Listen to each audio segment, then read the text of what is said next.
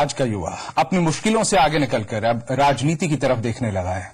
एक तरफ पॉलिटिक्स में उनकी दिलचस्पी बढ़ी है और दूसरी तरफ पहली बार वोट देने वाले युवाओं के बढ़े आंकड़े ने उन्हें देश की सत्ता तय करने में निर्णायक भूमिका में पहुंचा दिया है।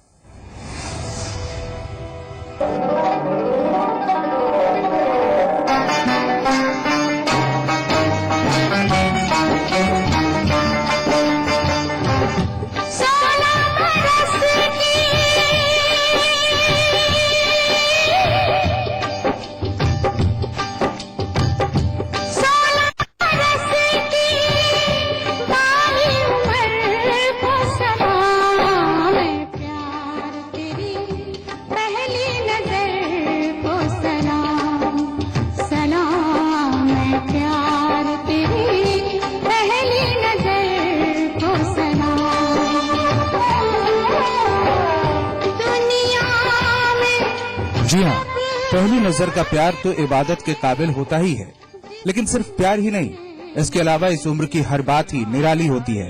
प्यार की बात तो कुछ और ही है, लेकिन इस निराली उम्र में जब बड़े फैसलों की बात आती है तो युवाओं को बहुत कुछ सोचना पड़ता है। उन्हीं बड़े फैसलों में से एक है मतदान। पहली बार देश समाज का भविष्य संवारने में अपनी भूमिका को तलाशने वाला आज का युवा क्या इसके लिए तैयार है?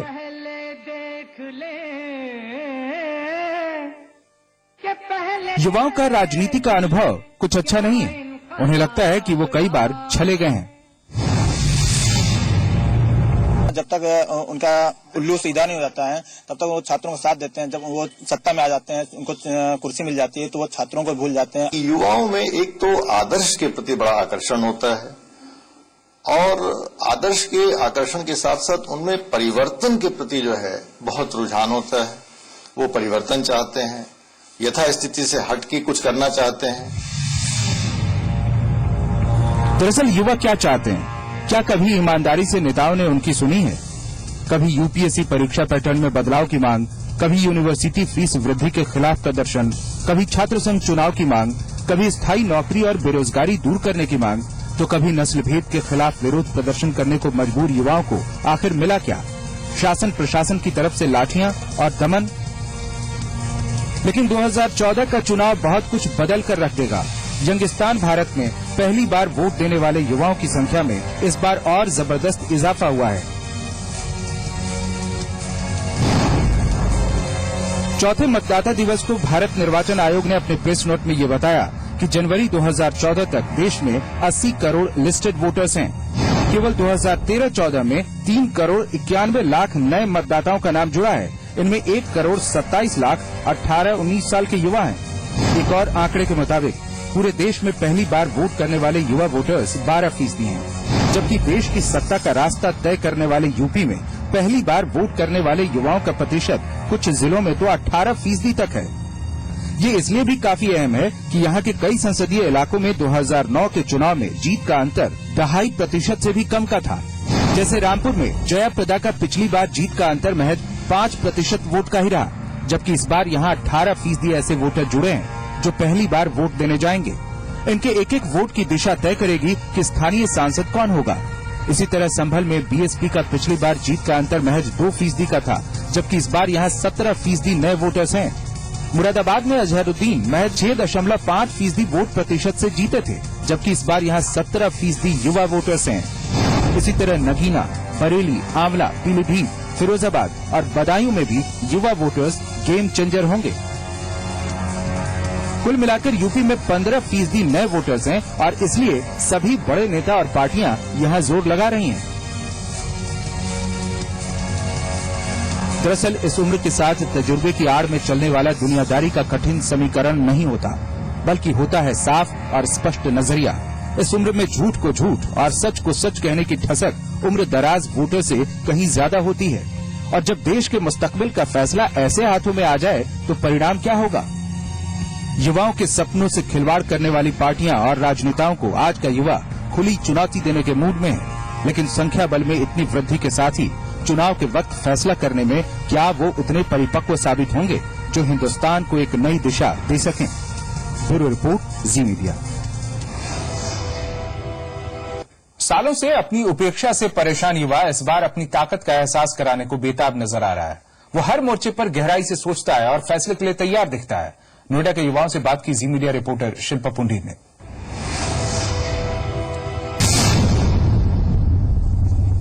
नोएडा सेक्टर 15 लाइब्रेरी में है और नोएडा के थोड़े से आंकड़ों की बात करें तो इस बार 70,000 करीब जो नए वोटर होंगे इस बार शामिल होंगे चुनाव में, और करीब कह सकते हैं कि 1.5 लाख के करीब इस बार युवा वोटर्स हैं, उन्होंने रजिस्ट्रेशन कराया है। तो बहुत बड़ा इंडिया की पॉलिटिक्स में कह सकते हैं कि ये यंगस्टर्स गेम चेंजर हो सकते हैं। बात करने की कोशिश करते हैं। अच्छा, आज से शुरुआत करते हैं। ये बताइए, आज युवा राजनीति में कितना बदलाव कर सकता है, कितनी क्षमता रखता है? मुझे लगता है मैम कि राजनीति में बदलाव सिर्फ युवा ही कर सकते हैं, और राजनीति अब पुराने या ओल्ड लोगों की नहीं रह गई है। राजनीति सिर्फ यंग लोगों की रह चुकी है। वो जो मुद्दों पे बात करना सीख ले, वो लोग जो लुभावने वादे दे देते हैं पूरे करने की उनकी बस की होती नहीं है। लुभावने वादे ना करे, जो उनसे बस की है वो करे, और उसी को जो वो पूरा कर सकते हैं सिर्फ उतना करे। वो स्टेबल राजनीति दे सके और वो स्ट्रांग होना चाहिए, स्ट्रेट फॉरवर्ड होना चाहिए, और उसके अंदर एक पूरी इंडिया को जोड़ने की ताकत होनी चाहिए, जो कि सभी युवाओं से सभी को एक साथ जोड़ के वो चला सके। मैं ये ध्यान रखती हूँ कि उसकी नई सोच होनी चाहिए, जो वो अपनी हमारी शिक्षा पे ज्यादा ध्यान दे, गरीबों पे ज्यादा ध्यान दे, जो आने वाले भ्रष्टाचार को खत्म कर सके। मैं चाहता ही नहीं कि ऐसे कैंडिडेट वोट किया जाए जो मतलब हर बार एक नया आदमी आता है और फिर कुछ भी विकास नहीं होता। जैसे यहीं पे आपका उदाहरण ले लीजिए, आप कुछ भी खास नहीं हुआ है, अभी तो 1 महीना निकल चुका है। ऐसे ही अगर हमारे यूपी में जाओ आप, तो वहाँ पे और ज्यादा हालत खराब है। क्योंकि हमारा जब भी होता है, एक तो अलग अलग मुद्दे आ जाते हैं। हमारे नेताओं के मैनिफेस्टो जैसे पास में हुआ है, अजीब अजीब मुद्दों से भरे हुए होते हैं, जिनका मतलब डेवलपमेंट से दूर दूर तक कोई रिलेशन नहीं होता। करप्शन के खिलाफ भी लोग जाना चाहते हैं, तो ये काफी पॉइंट ऑफ व्यू रहेगा हमारे यहाँ पे जो जितने भी यंगस्टर हैं उनके लिए कि भ्रष्टाचार कैसा हो रहा है, भ्रष्टाचार के खिलाफ हमें वोटिंग करनी है। इवन दे नो कि जो करप्शन जो कर रहे हैं उसको एक तो हमें फिनिश करना है, और एक हमें ये देखना है कि डेवलपमेंट कितना हुआ है। मुझे लगता है कि लोग अब इस राजनीति से उब चुके हैं, एक दूसरे को ब्लेम करना, फिर उसका कुछ कंक्लूजन नहीं निकलना। अब लोगों का सिर्फ एक ही टॉपिक है, डेवलपमेंट। अगर आप डेवलपमेंट करोगे तो हम वोट करेंगे, अदरवाइज हम वोट नहीं करेंगे। और यही हमारा विजन है, development should only be the agenda of coming future. युवा सबसे पहले ये इसलिए अवेयर है कि ना विकास एक सबसे बड़ा मुद्दा बन गया है। पहले लोग वोट डालते थे, अनपढ़ लोग होते थे, पढ़े लिखे नहीं होते थे। अब हर एक लोग ना एजुकेशन आ गया है। एजुकेशन आने के बाद उसमें वो वो चीज पता चल गया है कि किसको वोट डालना है, किसको नहीं वोट डालना है, कौन देश को तरक्की करेगा, कौन देश को तरक्की नहीं करेगा। तो सबसे बड़ा डेवलपमेंट सबसे बड़ा मुद्दा हो गया है।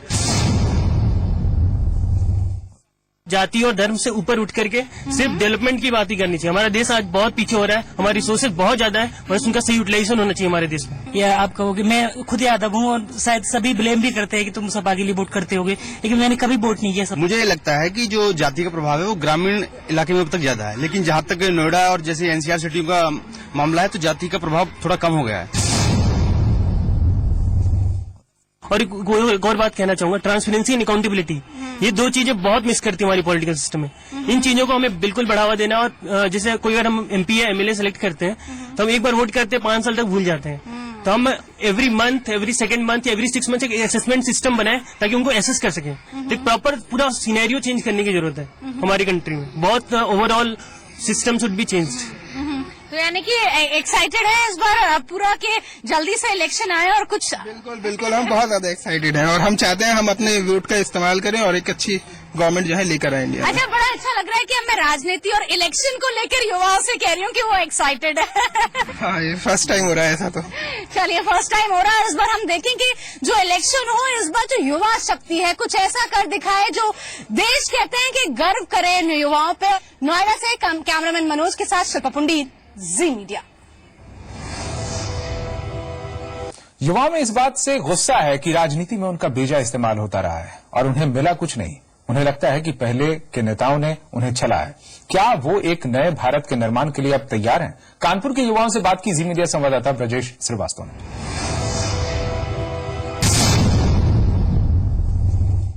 राजनीति सबसे बड़ा तो डर्टी गेम होता जा रहा है आजकल, दिन पे दिन। उसमें लोग कुछ अच्छा करना भी चाहते हैं तो उनको जो बड़े नेता हैं उन्हें दबाने की कोशिश करते हैं।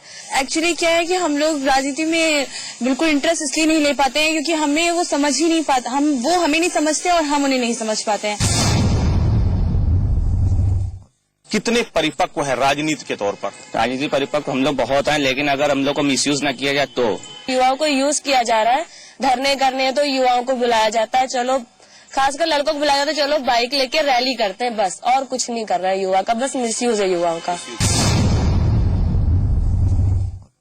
सबसे पहला मुद्दा था मुख्यमंत्री का, अखिलेश यादव जी का, कि छात्र संघ चुनाव बहाल किए जाएंगे, और हम लोग ने फिर भी उनको जिताया, मेहनत की, और उसके बाद भी छात्र संघ चुनाव बहाल नहीं किया गया। तो ये क्या है? ये हम लोग को लुभाने का ही कार्य किया गया है। स्टार्ट में तो उन्हें यूथ का सपोर्ट चाहिए होता, तो स्टार्ट में वो मैटर्स को लेते हैं, लेकिन जब उनका इलेक्शन पूरा हो जाता है, लीडर्स में आ जाते हैं, उनको चेयर मिल जाती है, उसके बाद उन्हें भूल जाते हैं। उससे उनका बस एक मेन रीजन होता है पैसा, किसी से पॉलिटिक्स से पैसा बनाए।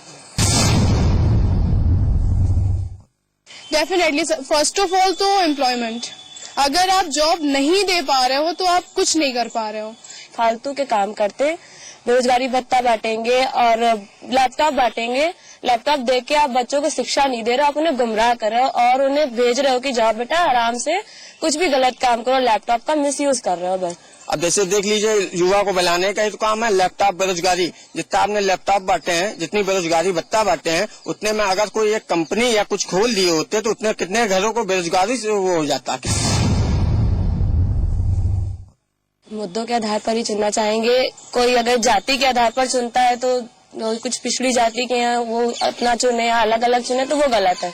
हम एक देश में रहते हैं, हम सब बराबर हैं, कोई जातिवाद या कुछ भी नहीं होना चाहिए। हम लोग को वो प्रत्याशी देखना है जो देश के लिए काम करे, ना कि जाति धर्म, हिंदू मुस्लिम हो या सिख ईसाई हो, इससे कोई मतलब नहीं। मेरे ख्याल से अगर कोई लीडर हम लोग को अगर चूज करना है तो उससे तो एक तो ग्रेजुएट होना चाहिए, क्योंकि यहाँ पे मैक्सिमम लीडर्स गांव वाले देहाती हैं, पता नहीं कैसे लोग इलेक्शन में वोट खड़े कर रहे हैं, उनको वोट दे रहे हैं, जिता रहे हैं, उनका बैकग्राउंड कैसा है, गुंडे हैं, लड़ाई झगड़ा करते हैं काफी, तो यहाँ पे मर्डर केस चल रहे हैं, हाफ केस है। हम लोग को फर्स्टली अच्छी शिक्षा मिलनी चाहिए और फीस में हम लोग की कमी लानी चाहिए, जो कि काफी बच्चे नहीं अफोर्ड कर सकते हैं। दैनिक मुद्दे हम लोग क्या हुए, लाइट हुई, बिजली हुई और आपकी क्या होता पानी हुआ, ये सब जैसे केजरीवाल ने उठाए हम मुद्दे। आपको ये सोचा कि सबसे पहली चीज तो महंगाई, बेरोजगारी, ये सब दूर करने के लिए सबसे जो अच्छी है वो उसको मतलब उसकी सरकार बनानी चाहिए। इस बार आने वाला जो भी चुनाव होगा उसमें युवा भविष्य तय करेगा और ऐसे प्रत्याशी और ऐसी पार्टी को चुनेगा जो देश का भविष्य और युवाओं का भविष्य बना सके। कानपुर से कैमरामैन पीयूष के साथ ब्रजेश श्रीवास्तव, जी मीडिया। यहाँ रुकना होगा एक छोटे से ब्रेक के लिए, लेकिन खबरों का सिलसिला लगातार जारी है।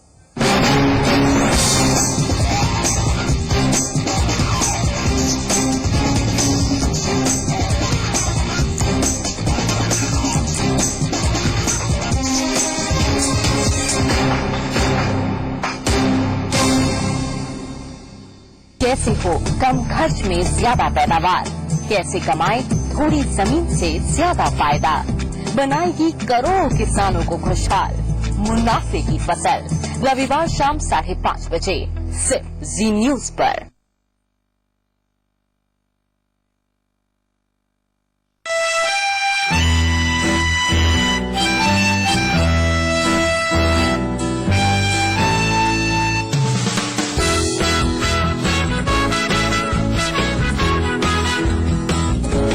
ET 7.7 की MPL के साथ नई TVS स्पोर्ट, पेट्रोल का बोझ हटाओ, अब इम्प्रेशन जमाओ। Raindrops are falling on my head, जैसे कोई प्यार की फुहार छुए मुझे, बहती रहे मौसम में है रवानी, जिंदगी बनी सुहानी। बारिश का मजा तो सब लेते हैं, पर बारिश का पानी बचाने की बात कौन सोचता है। बारिश के पानी का संरक्षण करें और जिंदगी का यूं ही मजा लेते रहें।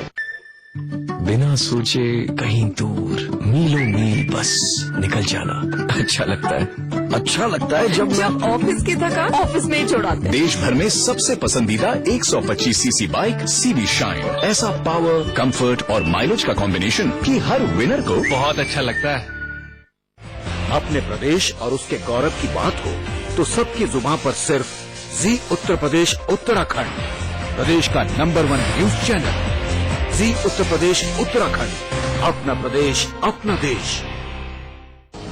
2014 की टक्कर, दिल्ली पर पैनी नजर, सबसे बड़ा फैसला, लखनऊ से लाल किला। यूपी डिसाइड्स 2014 रोज रात 8:30 बजे सिर्फ जी उत्तर प्रदेश उत्तराखंड पर। अपना प्रदेश अपना देश। प्रायोजक है जगत रॉयल बासमती राइस, रॉयल्टी का एहसास।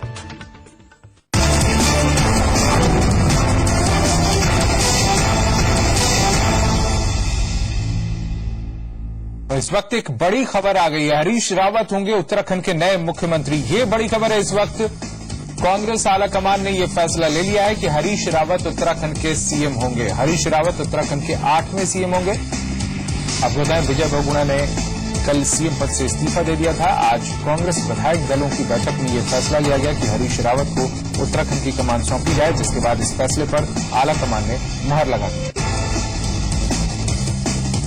और सोनू सिंह हमारे संवाददाता हमारे साथ हैं। सोनू, ये सारी प्रक्रियाएं किस तरीके से हुई हैं? क्योंकि बीच में ये भी बातें सामने आई थी कि सतपाल महाराज ने कहा था कि आलाकमान जब फैसला लेगा, और उसमें लग रहा था कि कुछ देरी होगी, लेकिन बहुत जल्द फैसला आ गया। देखिए, अभी जो सतपाल महाराज हैं, सुबह के समय जरूर उन्होंने अपने विरोध के स्वर थोड़े से दिखाए थे, या हम कहें पीछे तेवर दिखाने की कोशिश की थी। बावजूद इसके अब जबकि जो पर्यवेक्षक देहरादून आए हुए थे, उनके साथ बीच में जनार्दन द्विवेदी साहब थे, उनके राइट हैंड में अंबिका सोनी जी जो कि उत्तराखंड की प्रदेश प्रभारी हैं, और उनके लेफ्ट हैंड में जो गुलाम नबी आजाद साहब हैं वो बैठे थे, और राइट हैंड में ही जनार्दन द्विवेदी साहब के सतपाल महाराज जी अंबिका सोनी के साथ बैठे हुए हाँ में हाँ मिला रहे थे, गर्दन हिला रहे थे। निश्चित तौर पर एक बार जरूर उन्होंने विरोध के स्वर मुखर किए थे, लेकिन उसके तुरंत बाद सतपाल महाराज ने हाईकमान के जो दिशा निर्देश हैं उनको शिरोधार्य किया और अपने से हटा दिए। अब रास्ता बिल्कुल साफ हो गया है। 8वें मुख्यमंत्री के रूप में उत्तराखंड के नए 8वें मुख्यमंत्री हरीश रावत होंगे। पार्टी कमान के दिशा निर्देश पे जो उत्तराखंड में पर्यवेक्षकों का एक प्रतिनिधि मंडल यहाँ पहुंचा था, कई घंटे की कड़ी मशक्कत के बाद ये निर्णय लिया गया है और ऑफिशियल रूप से उन्होंने इसकी घोषणा। जी सुनाते हैं इस वक्त प्रेस कॉन्फ्रेंस में क्या कुछ कहा जा रहा है।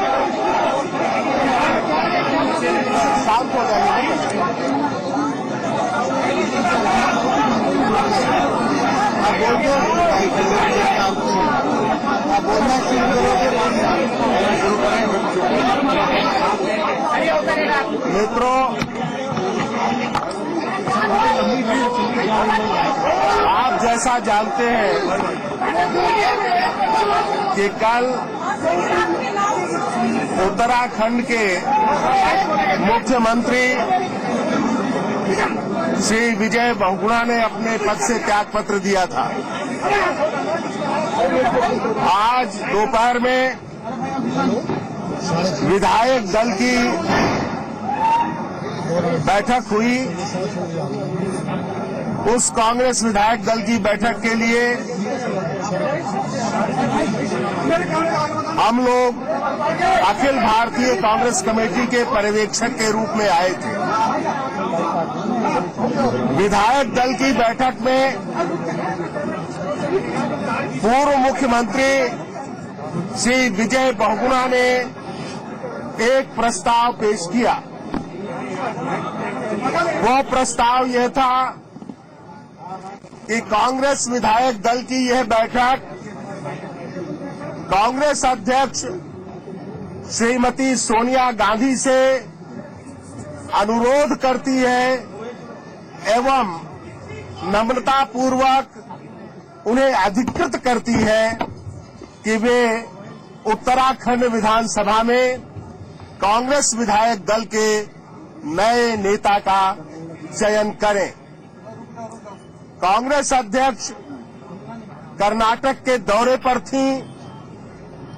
उनसे संपर्क करने में कुछ विलंब हुआ। जब उनसे संपर्क हुआ तो उन्होंने श्री हरीश रावत के नाम पर अपनी सहमति दी और उनका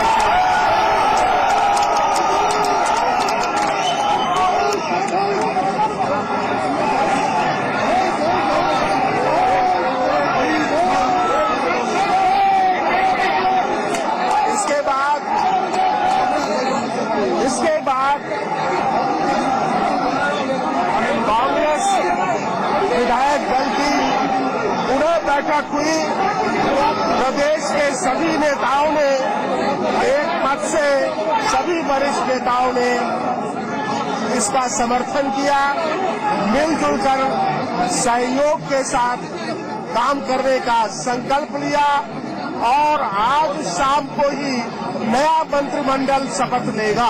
पूरा मंत्रिमंडल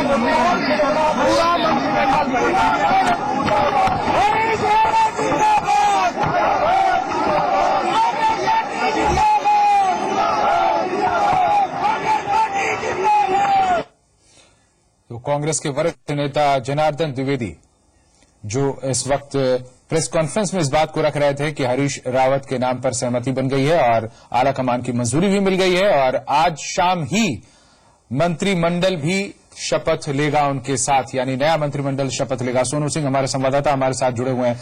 सोनू, आप बता रहे थे किस तरह से ये प्रक्रिया धीरे धीरे आगे बढ़ी और अभी खुलासा भी हो गया जब जनार्दन द्विवेदी ने कहा कि फोन पर सोनिया गांधी से सहमति लेने की बात सामने आई और जब उन्होंने ये बात रखी इसके बाद जाकर तय हुआ कि हरीश रावत के नाम पर सहमति मंजूरी मिल गई है और यहां भी विधायक दल की बैठक में इनके नाम पर सहमति बन गई थी। लेकिन इन सब के साथ साथ ये बातें और ज्यादा स्पष्ट हैं। कल से भी हम लोग बात कर रहे हैं कि हरीश रावत और विजय बहुगुणा के बीच जो डील हुई थी उसी की ये दूसरी कड़ी है, क्योंकि यहां जो विधायक दल की बैठक में बातें शुरू हुई वो बहुगुणा के प्रस्ताव के साथ हुई और बहुगुणा ने साफ तौर पर प्रस्ताव रखा हरीश रावत के नाम का, तो ये बातें और साफ होती हैं। निश्चित रूप से अजीत इस बात को कहा जा सकता है कि जो बहुगुणा है उन्होंने प्रस्ताव रखा है। हालांकि एक रोज पहले ये बात कही गई थी, जो बहुगुणा साहब है उन्होंने यशपाल आर्य जो कि प्रदेश अध्यक्ष है उनको एक पत्र लिख करके इस बात का खेद प्रकट किया था कि वो जो पीएलसी की बैठक होगी इसमें शामिल नहीं होंगे। लेकिन जो पार्टी हाईकमान ने जिन नेताओं को पर्यवेक्षक बना करके उत्तराखंड में भेजा था उनके साथ विजय बहुगुणा साहब भी आए हैं और बहुगुणा जी के प्रस्ताव के बाद ही हरीश रावत के मुख्यमंत्री बनने का रास्ता साफ हुआ है या कहें कि मजबूत हुआ है। लेकिन कई घंटों तक ये जो जद्दोजहद चली है, निश्चित तौर पर ये कहा जा सकता है कि कहीं ना कहीं जो आपसी इच्छाएं पूरी करने का जो मामला था वो इतना तेज। सुनो आप बताइए कि हरीश रावत इतने कद्दावर नेता हैं यहाँ के उत्तराखंड के और हरीश रावत कई बार मुख्यमंत्री बनने से चूक गए थे, अब जाकर वो 8वें मुख्यमंत्री के तौर पर शपथ लेंगे। इसका कितना असर पड़ेगा उनके समर्थकों पर और आम लोग क्या सोचते हैं हरीश रावत के बारे में, कैसी छवि रही है उनकी? देखिए जो हरीश रावत साहब हैं, निश्चित तौर पर हरीश रावत के आने वाले समय में उनके समर्थकों पे बहुत ज्यादा फर्क नहीं पड़ने वाला है। लेकिन हाँ, अभी शुरुआती दौर में जरूर इस बात को कहा जा सकता है कि जो हरीश रावत के समर्थक हैं अभी जिस तरह से वो उत्साहित दिखाई दे रहे हैं, आने वाले समय में हरीश रावत के समर्थकों का जो उत्साह है ये कितना विकास के काम में काम आएगा, कितना हरीश रावत जी को और कहीं ना कहीं आत्मविश्वास उनका बढ़ाने में काम आएगा, ये कुछ समय बाद ही इसकी वास्तविक तस्वीर साफ हो पाएगी। जैसे जैसे बात आगे चल रही थी सोनू, जाहिर तौर पर इसकी तैयारी भी कर ली गई होगी कि मंत्रिमंडल में कौन कौन लोग रहेंगे, नए मंत्रिमंडल में किस तरह का और कितना बदलाव देखा जा सकता है। देखिए अभी तक अजीत ये बात सामने आ रही थी कि जो एक मंत्री हैं दिनेश अग्रवाल जी, उनका कुछ कद घटाया जा सकता है और जो दिनेश धने हैं जो कि पीडीएफ के नेता हैं, जो उनको एक मंत्री पद से नवाजा जा सकता है, लेकिन दिनेश धने को कैबिनेट में सम्मान नहीं दिया जा सका है और जो दिनेश अग्रवाल है उनका भी कद किस तरीके का कोई कम नहीं किया गया है। तो निश्चित तौर पर ये जो काफी देर तक जद्दोजहद चली है, इस जद्दोजहद का परिणाम ये सामने है कि समय काफी खिंच गया है। 1:07 के लगभग बैठक ओवर हो गई थी। उसके बाद कई कमरों में एक दूसरे कमरे में आने जाने का जो क्रम है वो लगातार जारी रहा है और इसके बाद अजीत ये भी रहा है कि बड़े नेता हाईकमान के संपर्क करते हुए नजर आए और जो प्रदेश के नेता हैं वो एक दूसरे के कमरे में बैठकर गुफ्तगू करते हुए नजर आए। तो परिणाम ये हुआ, काफी समय जरूर लगा, एक्सरसाइज जरूर हुई, फाइनली जो है वो हरीश रावत जी के नाम पर मोहर लगा दी गई है। जी बने रहे हमारे साथ। सोनू सिंह ज्यादा जानकारी दे रहे हैं क्योंकि हरीश रावत के नाम पर मुहर लग गई है यहाँ विधायक दल की बैठक में भी और इसके बाद कांग्रेस आलाकमान की तरफ से भी मंजूरी मिल गई। इस बात का ऐलान किया जनार्दन द्विवेदी ने और उन्होंने कहा कि आज शाम ही शपथ ग्रहण समारोह भी होगा। अनुराग चड्ढा हमारे साथ दिल्ली से जुड़े हुए हमारे संवाददाता। अनुराग, दिल्ली में इस बात को लेकर किस तरह की राजनीति चली आ रही थी और अब इसका क्या प्रारूप सामने आएगा, क्या देखने को मिलेगा? क्योंकि कांग्रेस से सीधा सवाल यही होगा कि भाई इतने आराम से सत्ता का हस्तांतरण एक नेता से दूसरे नेता में, इसके पीछे किस तरह की डील है? देखिए जी, आपको याद होगा जब हम लोग आप बात करते थे आपस में कि उत्तराखंड में नेतृत्व परिवर्तन अगर होगा तो कुर्सी किसको मिलेगी, तो हम लगातार यही बात करते थे कि जो उत्तराखंड में सीट की लड़ाई है वो सिर्फ और सिर्फ विजय बहुगुणा और हरीश रावत के बीच में है। जो तीसरा नाम जो भी चलता है वो नाम बेवजह के हैं, क्योंकि जब विजय उत्तराखंड में कांग्रेस सबसे बड़ी पार्टी बनकर सामने आई थी और उसके बाद जो तमाम तरह के मैनेजमेंट रहे सरकार को कराने के लिए, उसमें हरीश रावत की अहम भूमिका थी। और हरीश रावत नहीं, सवाल यही है अनुराग कि स्वाभाविक तौर पर नेता के तौर पर हरीश रावत देखे जाते रहे, लेकिन उन्हें 2 साल तक लटकाया गया और इस बीच विजय बहुगुणा को प्रोजेक्ट किया गया। क्या कांग्रेस के भीतर भी किसी तरह की डील की बात इसमें दिख रही है? अजीत, मैं वही आपको बताना चाह रहा था। दरअसल जब जोड़-तोड़ की राजनीति वहां पर हुई और सबसे ज्यादा विधायक भी हरीश रावत गुट के जीत कर आए, तो सबसे प्रबल दावेदार हरीश रावत थे, लेकिन हरीश रावत को उस समय दरकिनार किया गया और लड़ाई इसी बात को लेकर चल रही थी कि पार्टी का पुराना सेवक और उसकी सबसे ज्यादा मेहनत को दरकिनार किया गया और जिस व्यक्ति को आपने दिल्ली से चुनकर भेजा, जिसकी कोई भूमिका नहीं थी उत्तराखंड में जीत दिलाने के लिए कांग्रेस को, उसको आपने कुर्सी पर बैठा दिया। तो और उसकी जो परफॉर्मेंस थी वो भी बिल्कुल जीरो रही। उसके बाद जो आपदा आई, आपदा के बाद मुख्यमंत्री को चाहिए था वहां पर कैंप करे और वहां जो पुनर्निर्माण के कार्य हैं उनको आप उसमें मुख्यमंत्री फेल रहे। तो हरीश रावत को कहने का मौका मिला कि जो आरा कमान का फैसला था वो पूरी तरह से गलत था और अगर मुझे मौका मिलता तो मैं ये करके दिखाता। तो कहीं ना कहीं आला कमान भी इस मामले में बहुत गहराई में गया और उन्होंने देखा कि अगर हरीश रावत को इस सही समय पर कमान नहीं दी गई तो उत्तराखंड में आक्रोश फैल जाएगा। और जो आईवी की रिपोर्ट थी उसमें राहुल गांधी ने साफ पाया कि अगर इस समय चुनाव वहां कराए जाते हैं तो पार्टियों की पार्टियों सीधे कांग्रेस लूज करने जा रही है। तो इन तरह से लगातार जो राजनीतिक घटनाक्रम बदला है उसमें अब जाकर जगह मिल पाई है हरीश रावत को मुख्यमंत्री पद पर। उनकी ताजपोशी अब से कुछ ही देर बाद आज शाम में ही होने वाली है। खबरों का सिलसिला लगातार जारी है। अनुराग चड्ढा हमारे साथ जुड़े हुए थे, आपका धन्यवाद अनुराग।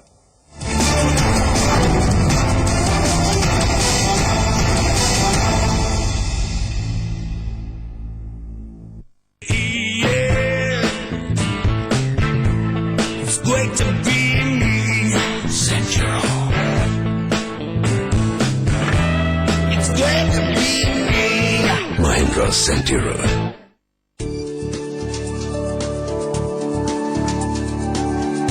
उत्तर प्रदेश सरकार की विशेष पहल बैटरी मोटर सौर ऊर्जा चलित रिक्शा योजना। इस बेमिसाल योजना का उद्देश्य प्रदेश के मेहनतकश पारंपरिक रिक्शा चालकों को राहत देना है। बैटरी मोटर सौर ऊर्जा से चलने वाली अत्याधुनिक रिक्शा का मालिकाना हक देना है। अगर आप कोई अपना पारंपरिक रिक्शा चलाते हैं, प्रदेश के किसी भी नगर निकाय में पंजीकृत हैं और उस नगर निकाय के मूल निवासी हैं, तो उन्हें मिलेगा प्रदेश सरकार की ओर से बैटरी मोटर सौर ऊर्जा चलित रिक्शा का अधिकार। बेहतर रोजी और इज्जत पाएं, कम मेहनत में अधिक कमाएं। हाँ बेटा, नया स्कूटर मैं टेस्ट ड्राइव ले सकता हूँ। अरे ज्यादा स्पेस, वेरी गुड। जुपिटर जी, ज्यादा कंफर्ट, वेरी गुड।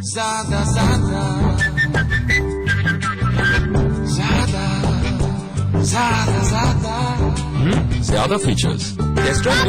हमने ऑलरेडी टेस्ट ड्राइव किया। ज्यादा कंफर्ट, ज्यादा फीचर्स, ज्यादा माइलेज के साथ नया टीवीएस जुपिटर। ज्यादा का फायदा जुपिटर। अपने प्रदेश और उसके गौरव की बात हो तो सबकी जुबान पर सिर्फ जी उत्तर प्रदेश उत्तराखंड, प्रदेश का नंबर 1 न्यूज चैनल। जी उत्तर प्रदेश उत्तराखंड, अपना प्रदेश अपना देश।